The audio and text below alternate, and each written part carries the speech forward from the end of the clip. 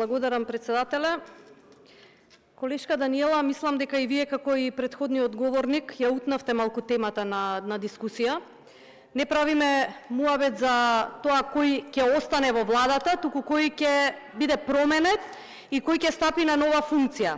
И не стапуваат на нови функции заради тоа што веќе ви спомна дека се неспособни или дека не си ја извршуваат работата, токму заради тоа вие ја имате целосно утната темата.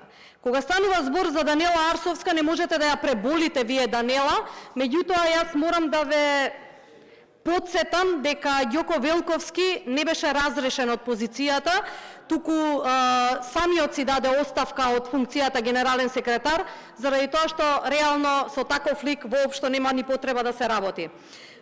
Јас она што би сакала да го кажам за господинот Ѓоко Велковски, кој што е кандидат за министер за социјална политика, демографија и млади, посебно заради тоа што имав чест и можност непосредно да соработувам со него. Станува збор за човек кој што темелно, посветено и одговорно пристапува кон секоја обврска.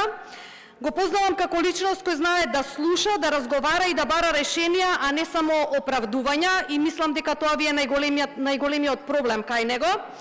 Убедена сум дека неговото искуство, професионалност и човечки пристап ќе бидат значајна додадена вредност за Министерството, особено во областите на социјалната заштита, демографијата и младите, и верувам дека токму со таков пристап ќе продолжи да работи во интерес на граѓаните со јасна визија, чувство на одговорност и посветеност кон резултатите.